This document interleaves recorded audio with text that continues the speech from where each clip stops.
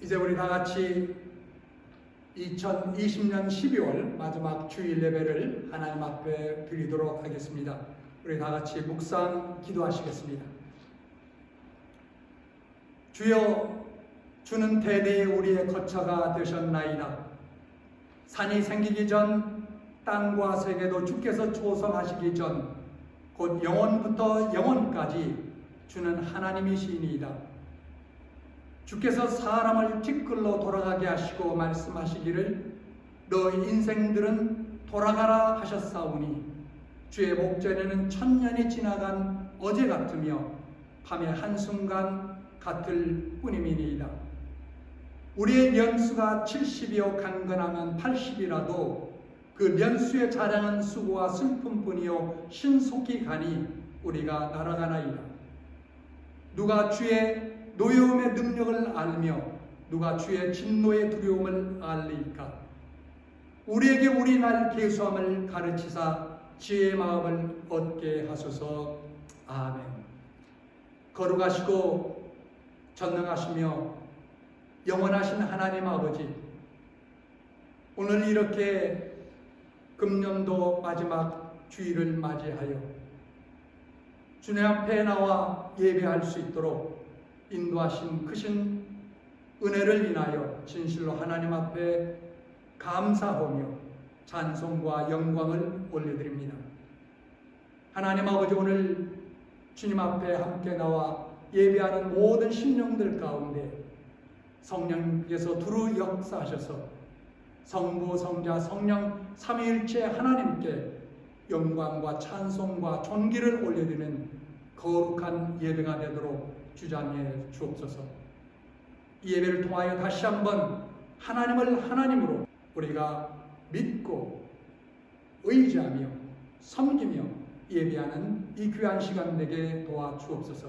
예배 시종을 주께 온전히 의탁드렸고 사랑 많으신 주 예수 그리스도의 이름으로 감사하며 간절히 기도드렸사옵나이다. 아멘. 우리 찬송가 23장 찬송하시겠습니다. 찬송가 23장입니다.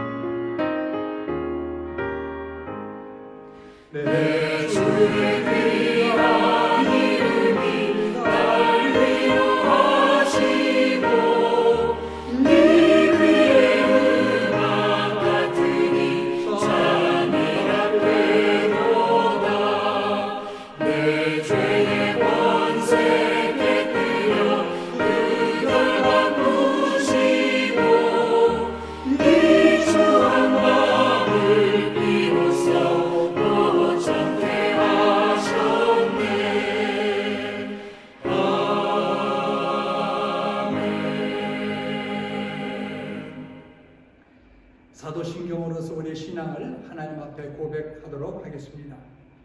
전능하사 천지를 만드신 하나님 아버지를 내가 믿사오며 그 외아들 우리 주 예수 그리스도를 믿사오니 이는 성령으로 잉태하사 동정녀 마리아에게 나시고 본디오 빌라에게 고난을 받사 십자가에 못 박혀 죽으시고 장사한 지 사흘 만에 죽은 자 가운데서 다시 살아나시며 하늘에 오르사 전능하신 하나님 우편한 자 계시다가 저리로서 산 자와 죽은 자를 심판해 두시리라. 성령을 믿사오며 거룩한 고요와 성도가 서로 교통하는 것과 죄를 사여 주시는 것과 몸이 다시 사는 것과 영원히 사는 것을 믿사옵나이다.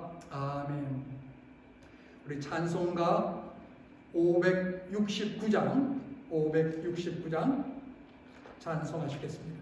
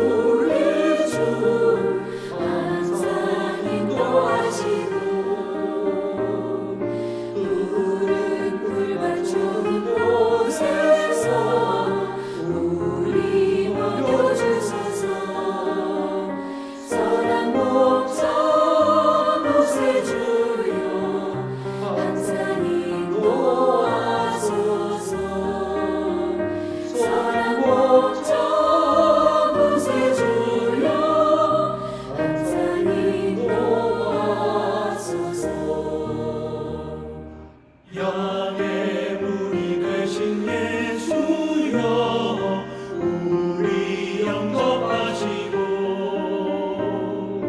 길을 잃은 양의 무리를 감사히 도와소서. 선한 목자 구세주여 기도 들어주소서. 선한 목자 구세주여 기도 들어주소서.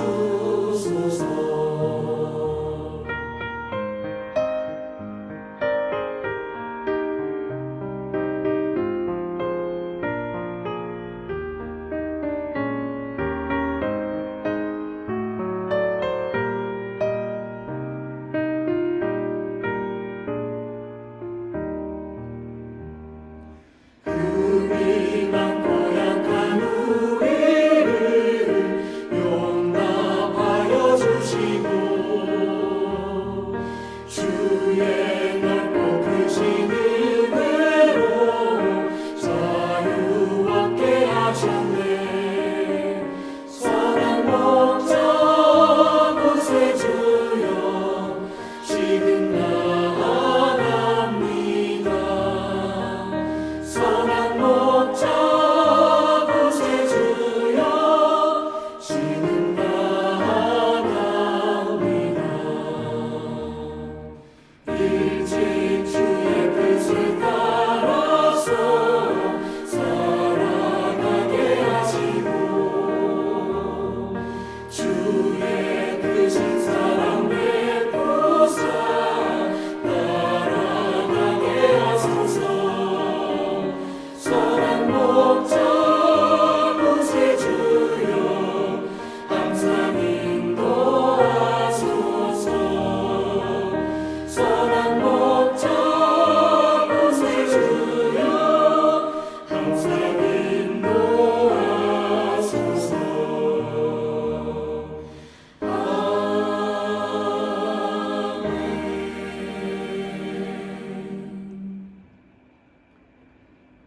오늘은 우리 이혜종 장로님의 기도 순서이신데 보내주신 기도와 함께 하나님 앞에 기도하도록 하겠습니다. 기도하겠습니다. 시와 찬미와 은혜로 함께 하시는 하나님 아버지께 감사와 찬송과 존귀를 드립니다.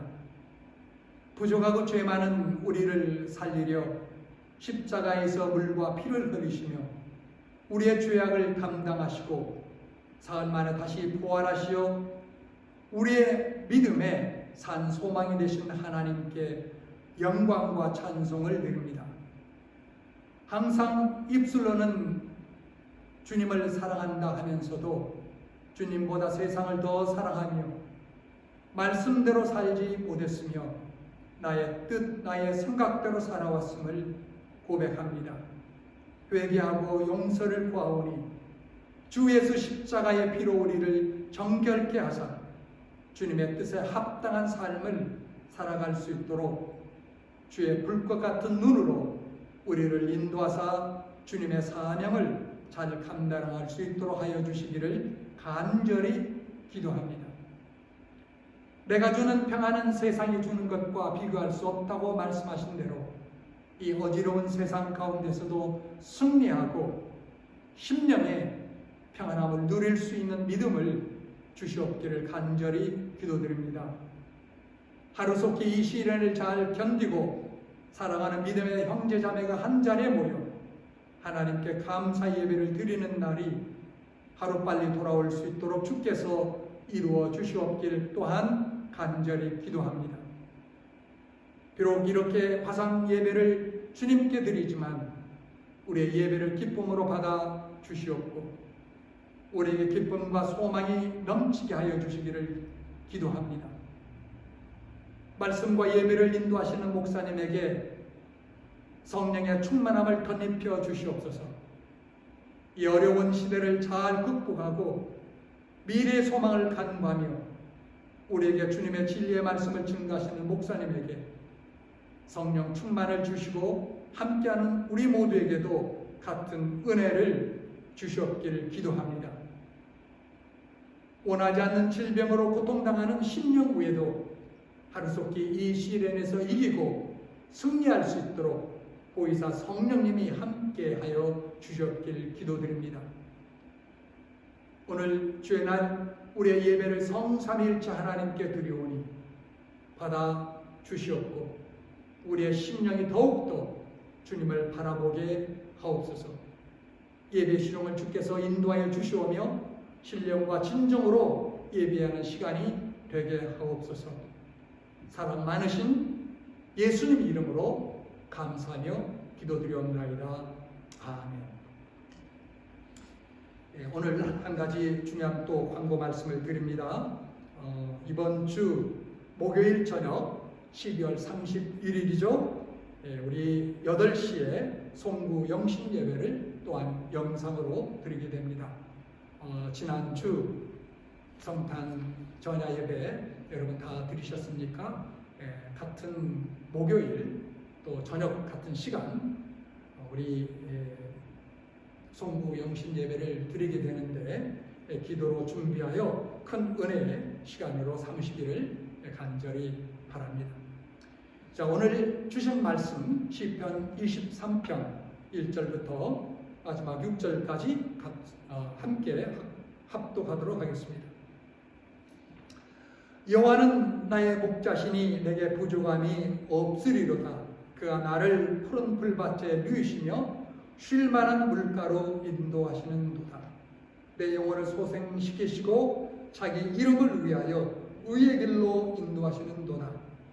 내가 사망의 음침한 골짜기로 다닐지라도 해를 두려워하지 않을 것은 주께서 나와 함께 하심이라. 주의 지팡이와 막대기가 나를 안위하시나이다. 주께서 내 원수의 목전에서 내게 상을 차려주시고 기름을 내 머리에 부으셨으니 내 잔이 넘치나이다. 내 평생의 선하심과 인자하심이 반드시 나를 따르리니 내가 여호와의 집에 영원히 살리로다. 아멘. 하나님의 말씀입니다. 잠시 기도하도록 하겠습니다. 하나님 아버지, 오늘 이렇게 마지막 예배를 하나님 앞에 드리면서 다시 한번 하나님께 감사, 찬송, 존귀를 올립니다. 지난 한 해 동안도 우리를 영육간에 지켜주시고 또 우리의 생활에 필요한 모든 것들을 우리 주 예수 그리스도의 영광의 풍성을 따라 채워주신 것을 감사합니다. 특별히 일할 수 있는 일터를 주셔서 열심히 일하게 하시고 얻은 소득을 구별하여 주님 앞에 이렇게 드리오니 주님 먼저 받으시고 그리고 하늘의 복을 우리의 심령 가운데 하나님 내리워 주옵소서. 그래서 우리의 일터가 더욱더 부흥하고 발전하게 도와주시고 우리에게 더욱더 큰 믿음 주셔서 더 많이 드려 하나님 나라를 세워가는 귀한 일에 우리 모두가 다 헌신하도록 도와주옵소서.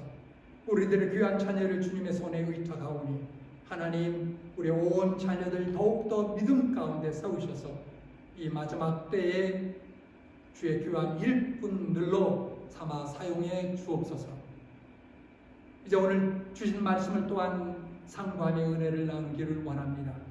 이 말씀을 전하는 이 부족한 종에게 성령으로 함께 하시고 듣는 성도들 가운데서도 하나님께서 역사하셔서 옥토의 마음을 허락하사 하나님 말씀 잘 깨닫고 삶의 순종함으로 놀라운 하나님의 은혜 역사가 나타나게 하옵소서.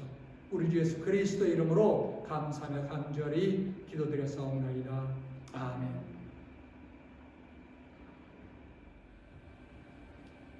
시편 23편은 너무나도 유명한 시편으로 가장 위대한 시, The Greatest Psalm이라는 별명을 갖고 있습니다. 많은 사람들에게 사랑을 받으며 또 우리의 신앙생활에 큰 빛을 비추어주는 시편입니다.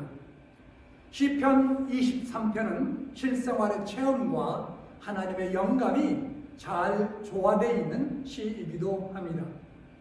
이 시편의 저자 다윗은 어릴 때 베들레헴에서 아버지 이새의 양을 치던 실제의 목자였습니다.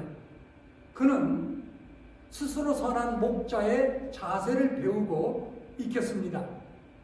그는 또 30세에 왕위에 등극하여 이스라엘 백성의 성군으로 40년간을 통치한 선한 목자로서의 지도자였습니다.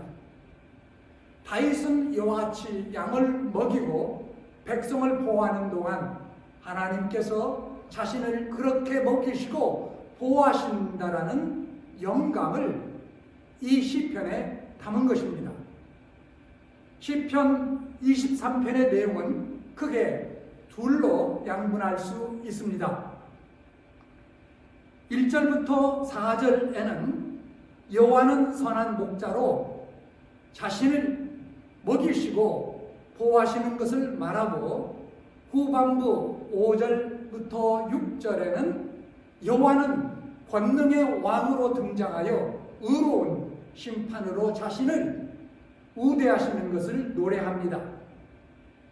전반부는 베들레헴의 목자 시대를, 후반부에는 예루살렘에서 왕으로서의 체험을 배경으로 삼고 있다고 생각합니다. 이스라엘 성지를 보면 지금도 메마른 산 비탈에서 양을 치는 아랍인 목자들을 볼 수 있습니다. 메마르고 삭막한 들판에서 양을 치는 목자들의 수고를 피부에 느낄 수 있습니다. 또 이런 메마른 땅에서 양들은 목자 없이 살 수 없다라는 것도 분명하게 알 수 있습니다. 이런 지대의 목자가 그 체험에서 읊은 이 시편에서 깊은 신앙의 영감이 풍기고 있습니다. 이제 특별히 2020년 한 해를 마감하고 새해를 앞두고 있는 이 시점에서 이 말씀을 통해 우리들의 신앙생활에 새 영감과 힘을 얻을 수 있기를 바랍니다. 시편 23편으로부터 세 가지의 중요한 교훈을 말씀드리고자 합니다. 먼저 체험적인 신앙을 배우시기를 바랍니다. 이미 말씀드린 바와 같이 시편 23편은 다윗이 자신의 체험 속에서 느낀 영감의 시였습니다. 목자란 말은 성경에서 여러 경우에 사용되어 있습니다. 첫째는 문자적으로 양을 치는 목자를 가리켰습니다. 둘째는 왕이나 백성을 가리켰습니다. 예를 들면 사무엘하 5장 2절에 여호와께서도 왕에게 말씀하시기를 내가 내 백성 이스라엘의 목자가 되며 하였습니다. 셋째는 하나님을 가리킵니다. 가령 시편 78편 52절에 그가 자기 백성을 양같이 인도하여 내시고 광야에서 양떼같이 지도하셨도다 함과 같습니다. 그리고 넷째는 그리스도를 가리킵니다. 예수님께서 나는 선한 목자라고 친히 말씀하신 바와 같습니다.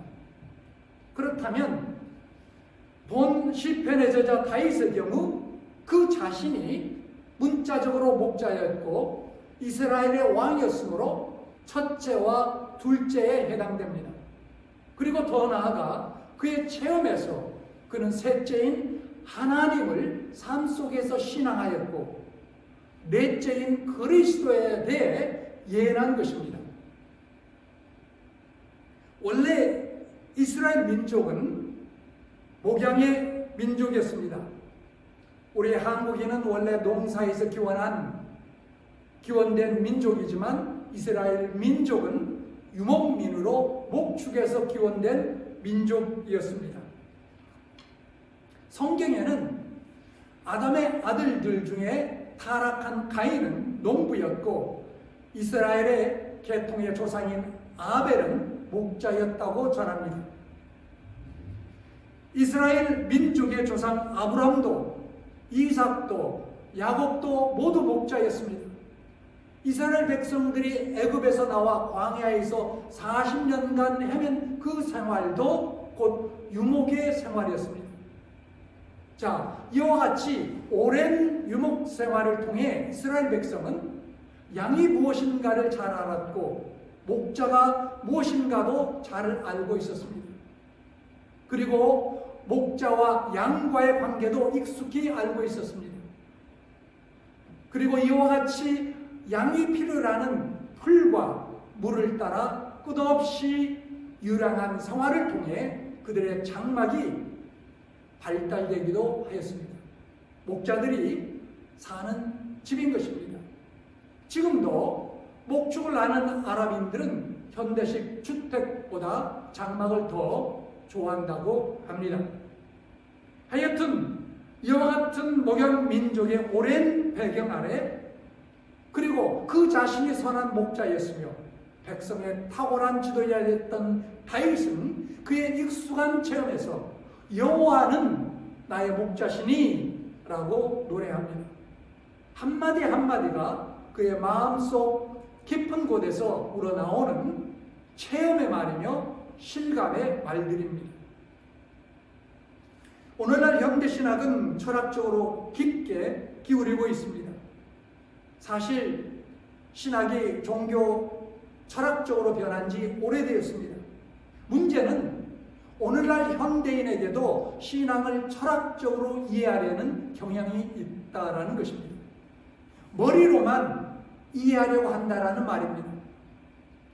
과학자 아인슈타인은 과학적 방법을 통해 하나님을 증명하려고 하였지만 실패했다라는 말이 있습니다. 이런 자세로는 결코 바른 신앙의 삶을 살아갈 수 없는 것입니다. 또 어떤 사람은 신앙을 단순히 의식에만 두고 있는 것처럼 보입니다. 예를 들면 유대교나 가톨릭 교부의 일부에서 이런 경향을 볼 수 있습니다. 우리 개신교 교인들 가운데서도 예외는 아닙니다. 물론 신앙에는 사고적인 면이 있고 의식도 불가결의 요소입니다. 하지만 그 이상이어야 합니다. 실생활에서의 체험이 반드시 있어야 하는 것입니다. 철학자 임마누엘 칸트는 인간의 행동을 세 가지 물음에 규결시켰습니다. 첫째는 나는 무엇을 알 것인가?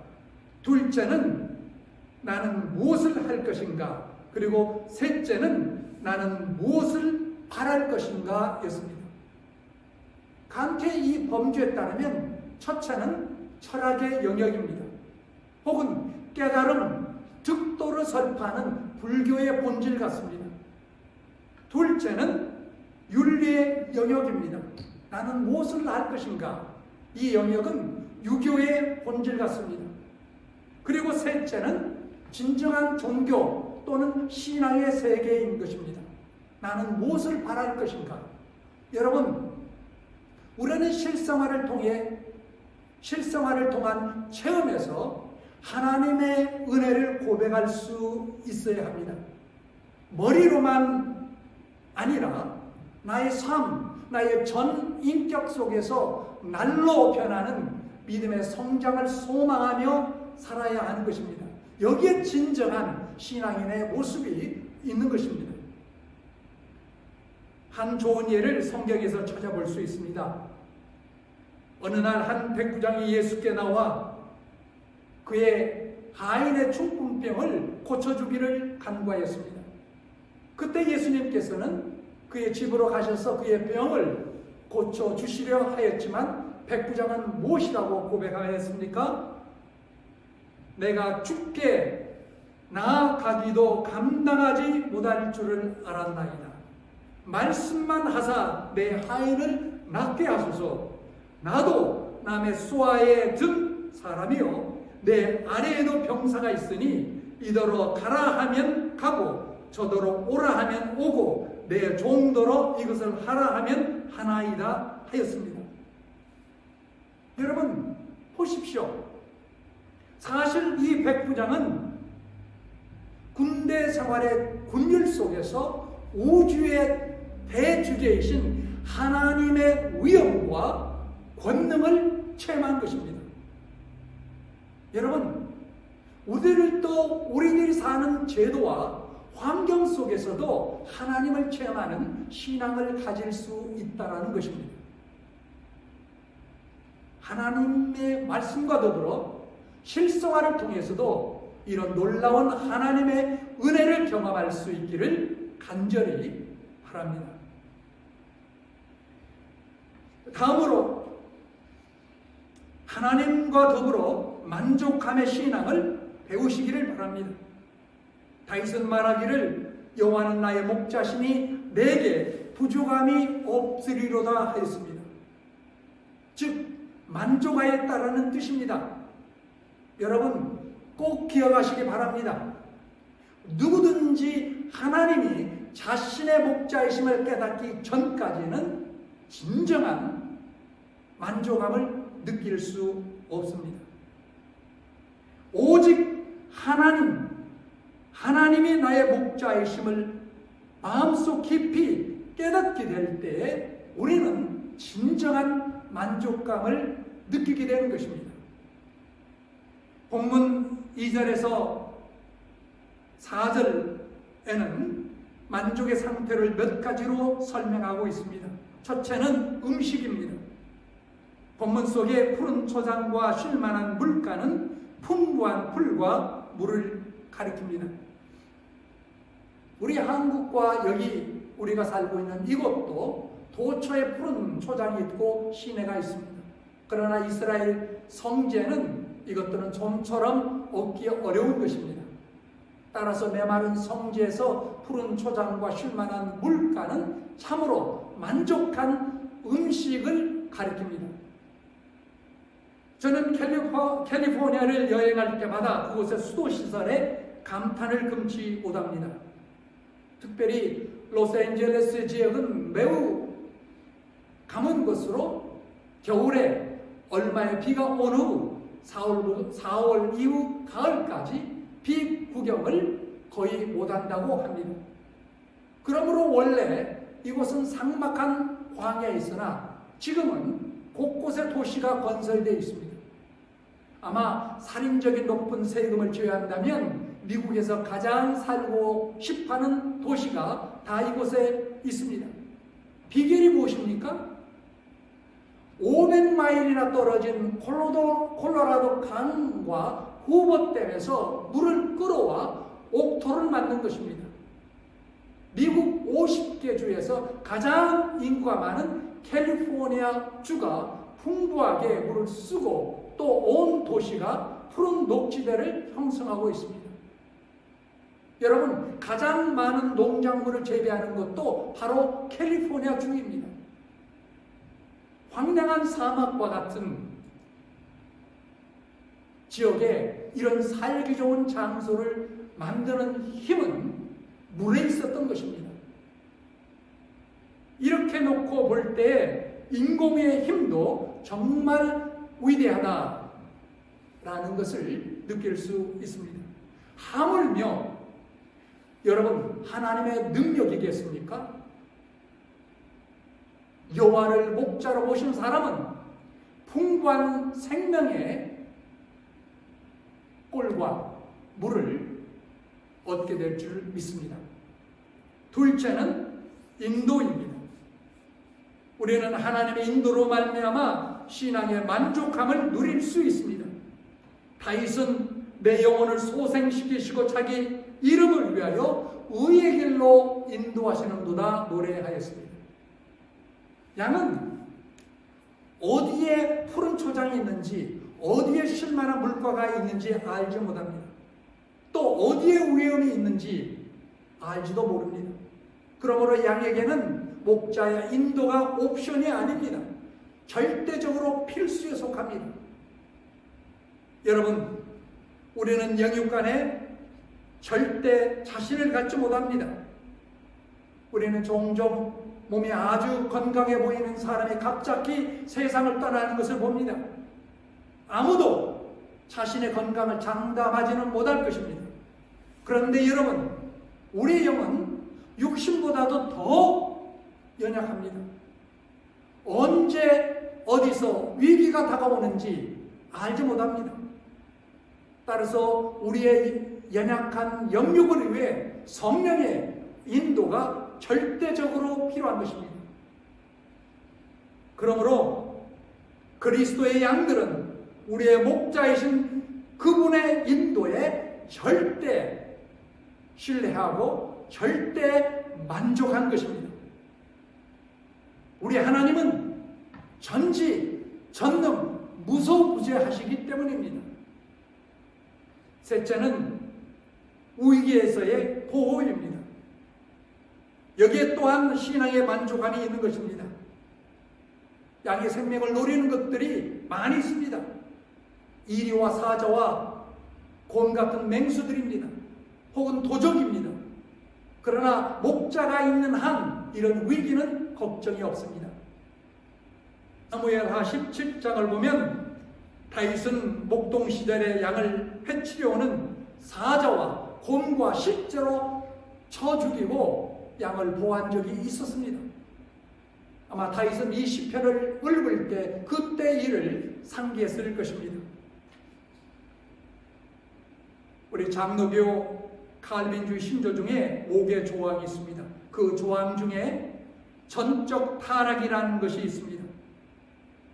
사람의 영성은 전적으로 타락하기 때문에 자신의 구원을 위해서 스스로 어떻게 할 수 없다라는 것입니다.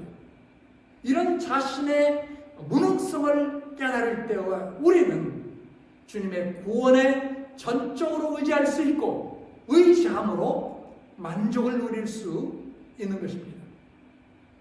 여러분, 여호와 하나님의 양들은 만족함을 누립니다. 셰익스피어는 최대의 소유는 만족이라고 하였고 유대인의 탈무드도 누가 가장 부자냐? 자기가 가진 것에 만족한 자다 하였습니다. 부흥사 무디는 만족이란 소유가 많아짐에 있는 것이 아니라 욕망이 적어짐에 있다고 하였습니다. 주를 믿는 성도는 첫째 세상의 허황한 욕심을 버리게 됩니다. 그리고 인생을 바로 알고 삶의 목적을 바로 가지게 됩니다. 그때 그에게는 끝없는 만족만이 남게 되는 것입니다. 그래서 여러분, 우리 믿는 사람들은 세상적으로 소위 잘 나가는 사람들을 조금도 부러워하지 않는 것입니다. 이제 끝으로 기쁘게 순종하는 신앙을 배우시기를 바랍니다. 양은 목자의 먹여줌과 인도와 보호 등 목자로부터 받은 은혜로 생존이 가능합니다. 그러나 양에게 여러 가지 제약이 있습니다. 예를 들면 낮에는 언제나 목자를 따라 그의 주변에 있어야 됩니다. 그리고 다른 양들과 함께 있어야 합니다. 소위 교제 속에 있어야 한다는 말입니다. 그리고 밤에는 우리에 갇혀 있어야 합니다. 그러나 여러분, 양은 이 모든 죄악들을 불평합니까? 결코 아닙니다. 오히려 기쁘게 순종합니다. 양은 자신의 연약성을 알며 목자의 강력한 보호를 알기 때문에 기쁘게 순종합니다. 가령 양은 스스로 길을 찾지 못합니다. 여러분 보십시오. 동물 중에 개나 고양이는 길을 알고 스스로 집을 찾아가지만 양은 10m 밖을 보지 못한다고 합니다. 따라서 길을 찾을 수 없습니다. 또 양은 나약한 동물입니다. 사자나 이르를 만나면 대항하지도 못하고 그들의 밥이 되고 맙니다. 그러므로 양의 살 길은 오직 하나, 목자에게 순종하며 따르는 길밖에 없습니다. 인간의 영성도 양과 같습니다. 우리 인간은 앞일을 내다볼 수 없습니다. 우리들은 내일도 알지 못합니다. 또 우리는 우리의 힘으로는 마귀를 대항할 수 없습니다. 그의 희생물이 될 수밖에 없습니다. 이런 사실을 알 때 우리들은 우리의 목자이신 그리스도에게 기쁘게 순종하게 되는 것입니다. 파스칼은 인간의 비참과 하나님의 은혜는 다 같이 유지되어야 한다. 인간의 비참을 모르고 하나님의 은혜만 알 때 교만한 철학자가 되고, 하나님의 은혜를 모르고 인간의 비참만을 알 때에 절망의 무신론자가 된다고 하였습니다. 매우 의미 깊은 말입니다. 사랑하는 여러분, 이와 같이 양은 자신을 알고 목자를 알기 때문에 기쁘게 순종합니다. 요한복음 10장 4절에 양들이 목자를 따라가는 것은 양들이 그의 음성을 아는 거로 따라오되 하였습니다. 무슨 말씀입니까? 양이 다른 지식은 없다 해도 목자를 분별하는 지식만은 분명히 있다라는 사실입니다. 그것을 양에게 있어 절대적으로 필요한 지식입니다. 이와 같이 목자를 알기 때문에 안심하고 따라가는 것입니다. 여러분, 우리는 어떻습니까? 우리 성도들도 우리의 목자이신 주님만을 분명히 알아야 하겠습니다. 요즘 미국 대선의 결과를 놓고서 양측은 극단적으로 상반된 주장을 하고 있는 것을 보면서 많은 것을 생각하게 됩니다. 한측은 이번 대선은 제3세계 나라에서도 볼 수 없는 총체적인 부정선거 행위가 있었다고 주장합니다. 반대편에서는 어느 선거에도 부정이 있었고 이번 대선의 향방을 결정할 정도의 부정은 없었다고 주장합니다. 그렇다면 둘 중에 하나는 완전히 틀렸다라는 것이 사실이 아닙니까? 어떻게 눈으로 귀로 들으면서도 이렇게 다른 주장과 신념을 가질 수 있겠습니까? 어쩌면 이렇게 다를까? 참으로 신기하다는 생각이 들기도 합니다. 그러나 여러분, 이번 대선은 어느 쪽이 이기든 간에 4년만 지나면 또다시 선거가 찾아옵니다. 누가 대통령이 되든 나의 삶에 직접적인 영향은 그리 많지 않을 것입니다. 문제는 우리의 인생, 신앙에서도 이런 일이 일어날 수 있다라는 사실입니다. 비진리와 진리, 적그리스도와 그리스도를 구별하지 못하고 의외로 너무나 쉽게 잘못 빠질 수 있겠다라는 생각을 갖게 됩니다. 여러분, 적그리스도가 이적과 기적을 행하고 우리의 영혼을 쏙 빼놓는 기막힌 설교를 할 때 이를 분별하여 거부할 수 있는 분별의 능력을 가지고 있습니까? 그것도 이 적그리스도가 뿔 달린 마귀의 모습이 아니라 양의 눈부신 흰옷을 입고 나타나며 수많은 사람들이 그를 추종할 때에 그가 적그리스도임을 알고 거부할 수 있겠습니까? 여러분, 우리는 참 목자이신 예수 그리스도와 거짓 목자인 적그리스도를 분별할 수 있는 것은 이 종말의 때를 살아가는 우리에게 있어서 너무나 중요한 문제입니다. 여러분, 다시 한번 강조합니다. 진리와 비진리의 한계만은 명백해야 되겠습니다. 진리이신 주님을 더욱더 깊이 잘 알아야 하겠습니다. 그래야 기쁘게 주님을 따라갈 수 있기 때문입니다. 왜 우리가 주님께 순종하고 주님을 따라가는 것이 힘들까요? 그분을 자세히 모르기 때문입니다. 여러분, 어린아이가 부모를 잘 모른다면 기쁨으로 부모와 함께 어둠 속을 갈 수 있겠습니까? 어려운 일입니다.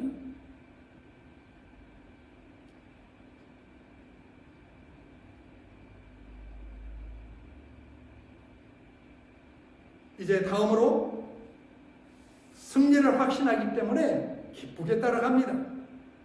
주께서 내 원수의 목전에서 내게 상을 차려주시고 기름을 내 머리에 부으셨으니 내 잔이 넘치나이다 하고 있습니다. 이는 다윗이 전쟁에서 승리를 거두고 적광을 굴복시키며 축배를 이는 체험에서 오는 말인 듯 합니다.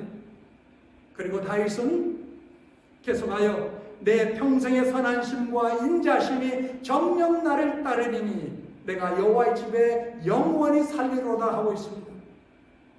그는 보잘것없는 베들레헴의 한 목자의 막내 아들에서 일어나 이스라엘의 대왕이 되고 사방을 정복하여 전무후무한 대왕국을 건설했던 것입니다. 이와 같은 승리와 축복의 확신이 그로 하여금 하나님 앞에 기쁘게 순종하게 한 것입니다. 인도를 가보면 돌을 닦기 위해 고행하는 사람들이 많이 있습니다. 온종일 나무에 거꾸로 매어 달려있는 사람도 있고 혹은 오른손을 들고 몇 해를 지나 손이 말라버린 사람도 있습니다. 6년간 말을 하지 않는 사람도 있다고 합니다. 고행도 가지가지입니다. 인도에서 가장 존경받았던 기독교 구도자 썬다싱의 기록에 이런 일화가 있습니다. 한 번은 그가 동굴 입구를 흙과 돌로 담을 쌓고 거기서 작은 구멍만 남겨두어 누군가가 음식을 넣어주면 먹고 그렇지 않으면 굶는 사람을 만났다고 합니다. 썬다싱이 묻기를 이런 고행을 통해 얻는 것이 무엇이냐 했더니 굴 속의 사람은 아무것도 없다고 하더라는 것입니다. 그러면 왜 나오지 않느냐고 다시 물었더니 그의 대답이 이미 보낸 고행의 세월이 아까워 나갈 수 없다고 하였답니다. 얼마나 어리석습니까? 여러분, 사람은 진정으로 하나님을 발견하지 못할 때 그는 이와 같은 어리석음에 빠지는 것입니다. 구원은 하나님을 발견하지 못할 때 그렇게 어려운 것입니다. 아니, 불가능합니다. 그러나 하나님을 발견하면 아주 쉬운 것입니다. 사랑하는 여러분, 여호와는 나의 목자시니 라는 신앙으로 단순히 목자이신 주님을 따라가면 되는 것입니다. 그곳에는 실생활에서의 처음과 일치하는 신앙이 있고 만족함의 신앙이 있으며 그리고 기쁨으로 순종하는 신앙이 또한 있는 것입니다. 이제 다가오는 새해에는 더욱더 여호와는 나의 목자시니라는 신앙으로 여러분의 삶 속에 놀라운 하나님의 은혜의 역사가 일어날 수 있기를 주님의 이름으로 간절히 축원합니다. 기도하겠습니다. 하나님 아버지, 이제 2020년 마지막 주 그리고 마지막 주일을 보내면서 주님께서 우리에게 허락하신 놀라운 시편 23편을 함께 상고하며 또 말씀을 나누었습니다. 하나님 아버지, 하나님의 종 다윗을 통하여 우리에게 들려주시는 그 귀한 메시지를 우리가 겸손한 마음으로 받아들이며 또 그 말씀을 따라 우리의 남은 삶을 살아가게 도와 주옵소서. 주께 간절히 간구하오니 다윗처럼 우리에게도 체험적인 신앙, 하나님으로부터 오는 만족함의 신앙, 그리고 더 나아가 기쁨으로 순종하는 신앙을 배우며 그렇게 살아갈 수 있도록 도와 주옵소서. 예수 그리스도의 이름으로 감사하며 간절히 기도드렸사옵나이다. 아멘. 우리 다 같이 마지막 찬송 570장 찬양하시겠습니다. 570장입니다.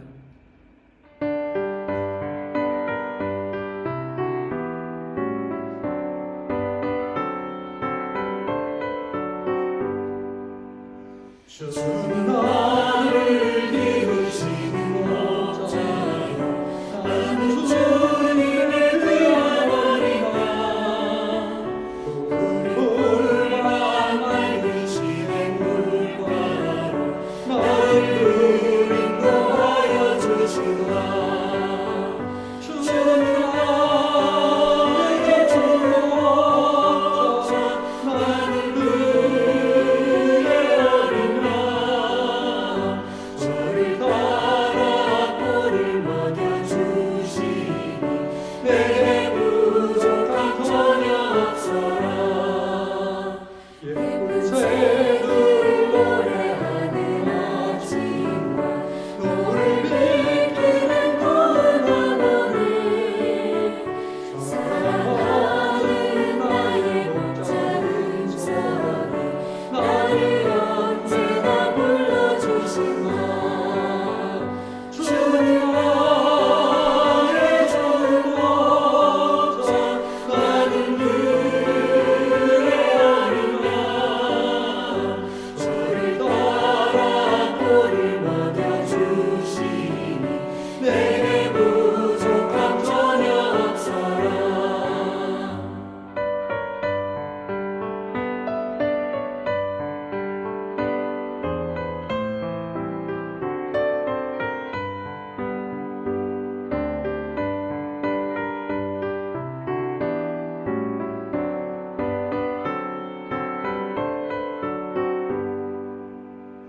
못된 짐승 나를 밟지 못하고 거친 비만 참지 못하리 나의 주님 가면 손을 펼치사 나를 주야로 지켜주신다 주는 나의 주 목자 나는 그의 어린 양 저를 따라 꼴을 먹여주시니 내게 부족함 전혀 없어라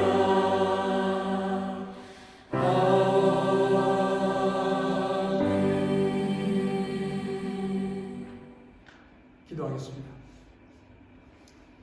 이제는 우리 주 예수 그리스도의 은혜와 하나님 아버지의 무한하시고 극진하신 사랑과 성령님의 교통 교제 인도하심이 우리 주 예수 그리스도께 순종하는 양들이 되어서 선하시고 참된 목자 되신 예수 그리스도를 따라감으로 체험 속에서 그리고 만족함 가운데 그리고 또한 기쁨의 순종 가운데 우리의 남은 삶을 주님과 함께 동행하며 살기를 다짐하고 헌신하는 모든 믿음의 권속들과 우리 사랑하는 자녀들 위해 지금으로부터 영원토록 함께 하시기를 주님의 이름으로 간절히 축원하옵나이다.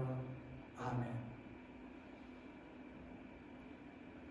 이것으로서 2020년 12월 마지막 주일 예배를 마쳤습니다. 한 주간도 주님과 함께 동행하시는 여러분 모두가 될 수 있기를 간절히 기원합니다. 감사합니다.